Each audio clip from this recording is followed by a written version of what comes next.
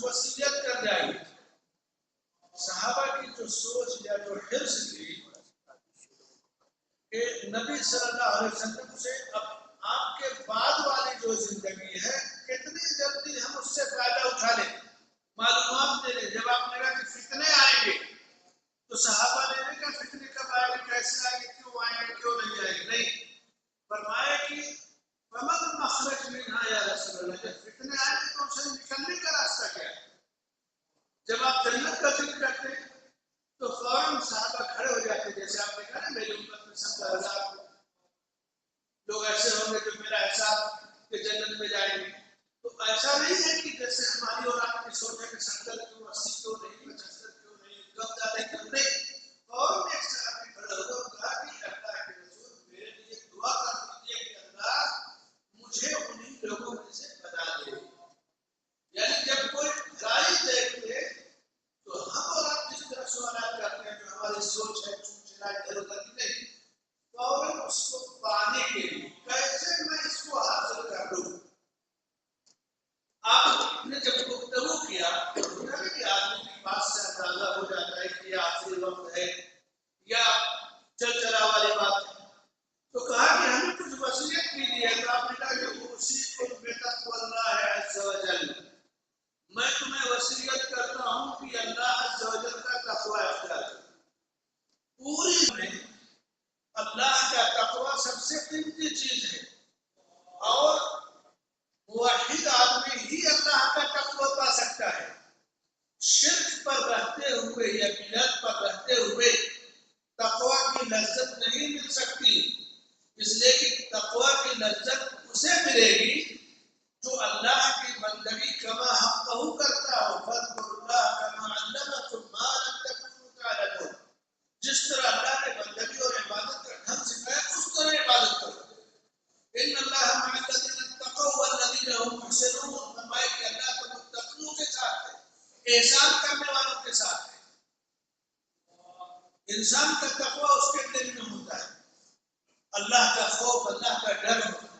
उस डर और खौफ से गुनाहों को तर्क कर दे, नाफरमानी को तर्क कर दे। पूरी जिंदगी में बड़ी से बड़ी नसीहत आप सुनते जाए और एक चीज आपके दिल में अल्लाह का तक़वा पैदा हो तो सारी चीजों की तरफ से काफी। अल्लाह का तक़वा इंसान के दिल की इस्लाह होती है और जब दिल की इस्लाह होती है तो फिर जिस्म के सारे आज़ा सही रहेंगे। तो फरमाया कि मैं तुम्हें अल्लाह के तक़वा अख्तियार करने की वसीयत करता हूँ, अमीर की इताअत करना, चाहे गुलाम ही अमीर क्यों न बना दिया जाए।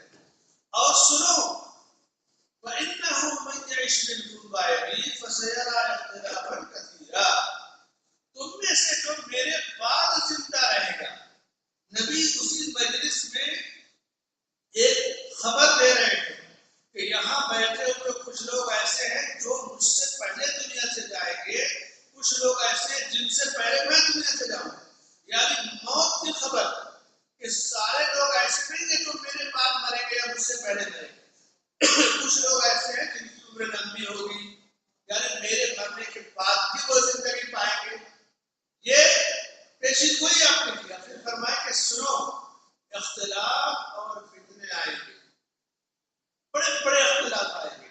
हमारे यहाँ जो आमतौर से मिजाज बना है, सोच बनी है कि किसी और मजहब पे और मसलक और दीन पे गुफ्तगू मत करो, सिर्फ मसाइल और सीधी सादी चीजें बताओ तो बिखर जाए।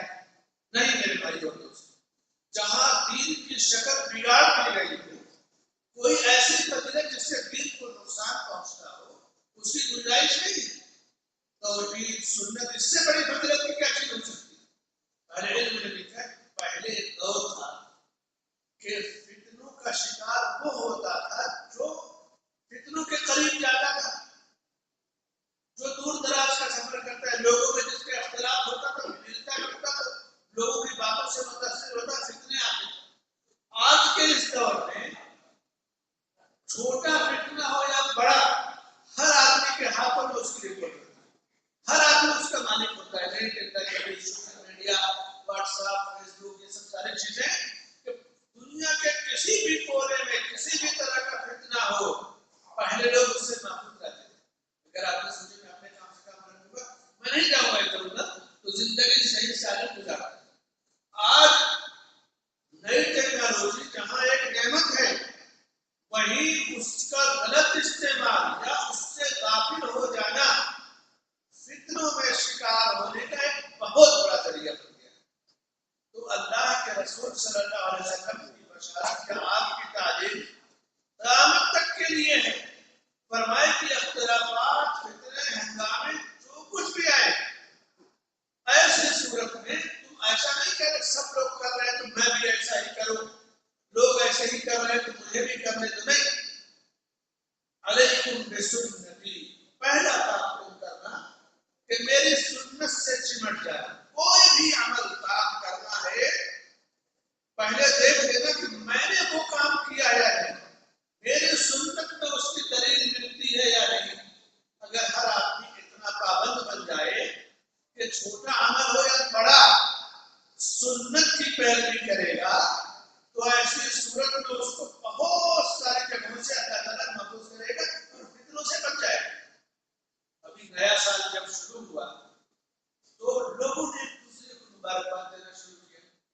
ٹھیک ہے, عادت کے طور پہ کوئی چیز ہے, مسلمانوں کا نیا سال ہے, خوشی کا اظہار کیا, اس میں کوئی حرج نہیں. کچھ لوگوں نے ایک من گڑھت دعا بنا کر کے واٹس ایپ فیس بک پہ لوڈ کر دیا. موضوع من گڑھت روایت ہے کہ نئے سال کی یہ دعا ہے. اب یہ فتنہ ہو گیا کہ ایک چیز جو سنت میں نہیں ہے اس کو دین بنا کر پیش کیا جا رہا ہے. جو عادت ہے, رسم ہے, یا آدمی خوشی کا اظہار کرتا ہے حضرت کی تاریخ کو یاد کر کے, تو کوئی حرج نہیں, بہت زیادہ سختی نہیں. لیکن من گڑھت دعا کو پیش کرنا کہ یہ دعا ہے ایسا کی ایک بہت بڑی مصیبت, بہت بڑا فتنہ. تو آپ نے فرمایا کہ علیکم بسنتی, میری سنت سے تم چمٹ جانا. اور پھر دوسرے نمبر پہ میرے خلفائے راشدین کی سنت سے چمٹ جانا.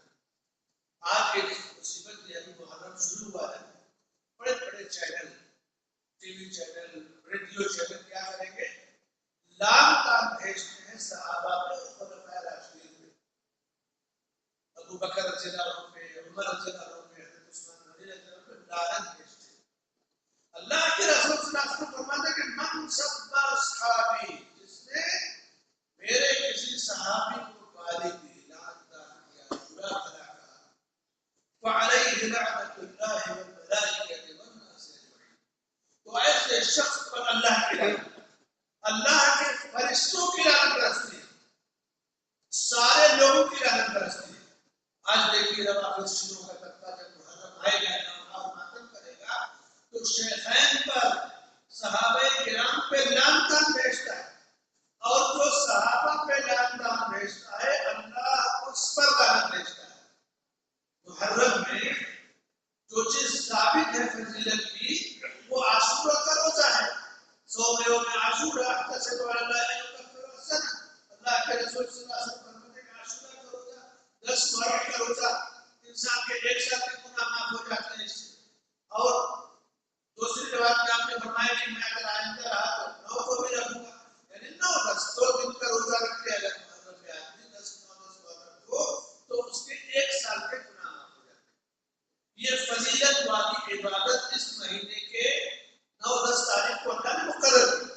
اب اس کا الٹا مومن لوگوں نے کیا کیا کہ نوحہ اور ماتم کرنا شروع کر دیا, نوحہ اور ماتم شروع کر دیا, جبکہ نبی صلی اللہ علیہ وسلم فرماتے ہیں کہ لیس منا من شق الجیوب وضرب الخدود ودعا بدعوى الجاہلیہ, جو غریبان ہمارے منہ سے جاہلیت کی بات ہمارے بھائی حسن یہ وہ ہم میں سے نہیں.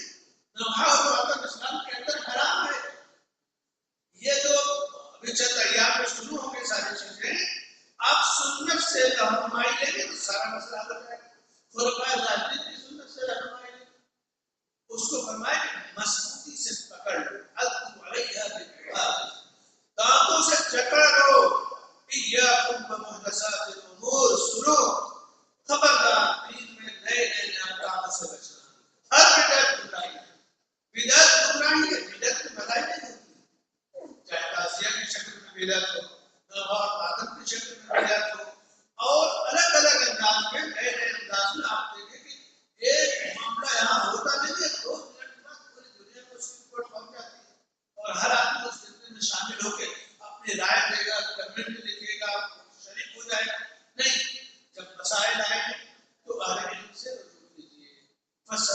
ذکر